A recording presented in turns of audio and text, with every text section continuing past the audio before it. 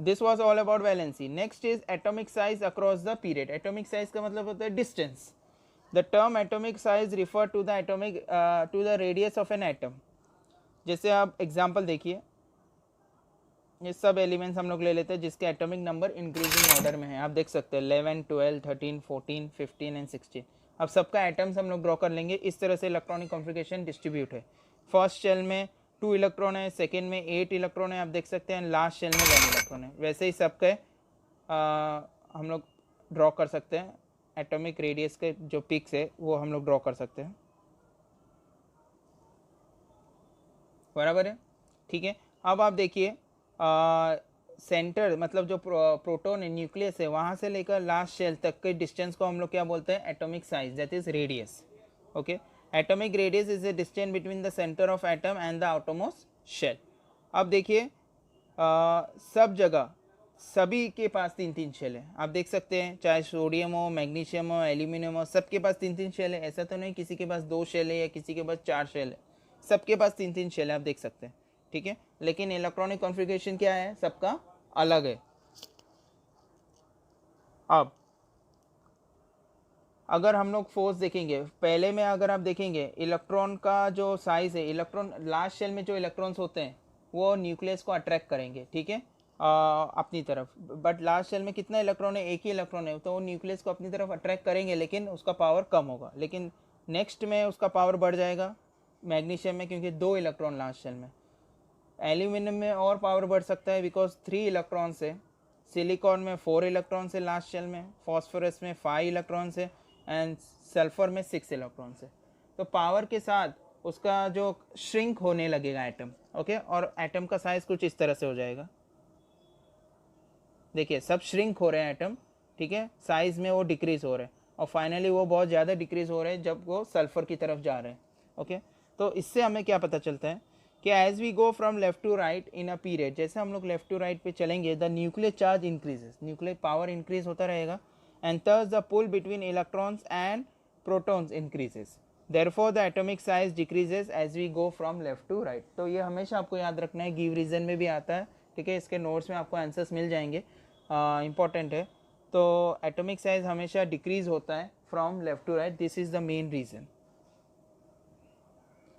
अब top to bottom, अगर हम लोग ऊपर से नीचे ग्रुप में जाएंगे, लेफ्ट टू राइट में हम लोग ने देख लिया कि एटॉमिक साइज डिक्रीज होता है, लेकिन अगर हम लोग ग्रुप में जाएंगे ऊपर से नीचे तक, तो एटॉमिक साइज या एटॉमिक रेडियस इंक्रीज होता है कि decrease, will see. Let us consider the 7A group, ठीक है. 7A ग्रुप में सब हेलोजन से, आपको पता है, फ्लोरीन, क्लोरीन, ब्रोमीन, आयोडीन, ये सब उसके रेडियस है. ओके, फ्लोरीन का 72 पिकोमीटर, पिकोमीटर में रेडियस मेजर किया जाता है. क्लोरीन 99 पिकोमीटर, 114 पिकोमीटर ब्रोमीन का, आयोडीन का 133 पिकोमीटर. तो उसका स्ट्रक्चर कुछ इस तरह से होगा. आप देख सकते हैं सबके जो एटॉमिक साइज है वो इंक्रीज हो रहे हैं, मतलब सबके शेल्स अलग अलग है. येस और नो? येस. अगर फ्लोरीन में आप देखेंगे कितने शेल्स है, there are the 2 shells. Chlorine 3 shells, bromine 4 shells and iodine is 5 shells. Okay, so as the atomic radius increases, atomic radius इसमें हम लोग बोल सकते हैं इंक्रीज हो रहा है, ठीक है, in a group from top to bottom, because new shells are added. जैसे जैसे नए शेल्स बढ़ते जा रहे हैं तो एटॉमिक रेडियस बढ़ते जा रहे हैं. Okay, bringing atomos electron farther from the nucleus. Okay, and the last thing is metallic and non metallic characters, ठीक है. ये अभी हम लोग ने देखा वैलेंसी, 2 चीज़ देखी हम लोग ने, valency as well as the valency we have seen, and second thing we have seen that is atomic radius, atomic size. Okay, अब हम लोग देखेंगे metallic and non metallic character. Metals have 1 or 2 or 3 electrons in the outermost orbit in order to become stable. Metal donates the electron, हमें पता है कि metal always donates the electron, then only they are called as metal, and they form the positive ions. ions का मतलब होता है charge carrier, जिसके पास जो रेडिकल्स होते हैं, जो चार्ज कैरियर होते हैं, उसे आयंस बोलते हैं. एग्जाम्पल Na+, Mg2+, ठीक है. Therefore metals are said to be electropositive. Non-metal having 4 to 7 electrons in the outermost orbit in order to become stable.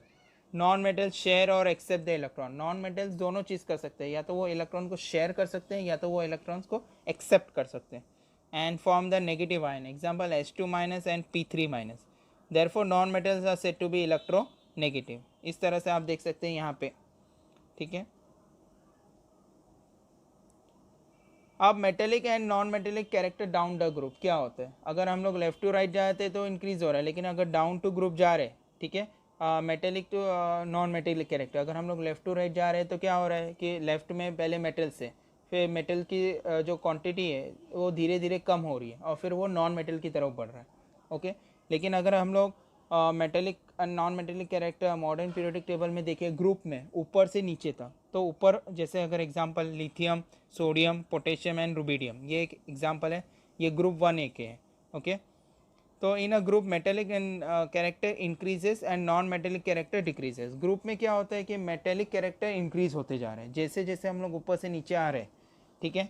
तो मेटेलिक कैरेक्टर्स इंक्रीज होते जा रहे हैं और नॉन मेटेलिक कैरेक्टर क्या हो रहा है, डिक्रीज हो रहे हैं from the top to bottom. This is because the atomic size increases and the valence electron can be easily remove. ये क्यों होता है, क्योंकि एटॉमिक साइज धीरे धीरे इंक्रीज हो रहा है। आप देख सकते हैं पहले में छोटा है, फिर सोडियम में साइज़ बड़ा हो रहा है, फिर पोटेशियम में ज़्यादा है, रुबिडियम में और ज़्यादा है, ठीक है। इससे क्या हो जाता है कि जो लास्ट शेल के इलेक्ट्रॉन है वो ईजिली रिमूव कर सकते हैं हम लोग, इसके वजह से मेटेलिक कैरेक्टर इंक्रीज हो रहा है, नॉन मेटेलिक कैरेक्टर डिक्रीज हो रहा है, ओके।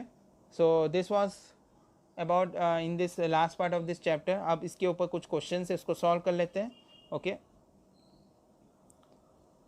अभी जो हम लोग ने देखा उसी के ऊपर कुछ क्वेश्चंस बनाए हैं मैंने, so let us try to solve this. Valency down the group, valency जब हम लोग नीचे तक ग्रुप में जाते हैं तो क्या होता है, उसका आंसर है B, remain the same. Valency कभी चेंज नहीं होता है, अभी देखा था हम लोग ने। Valency of group 1A is dash, 1A group की वैलेंसी क्या होगी, answer is A, that is 1। Valency of group 7A is dash,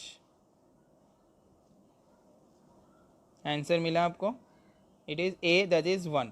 7A की भी वैलेंसी क्या होगी ग्रुप की, दैट इज़ 1।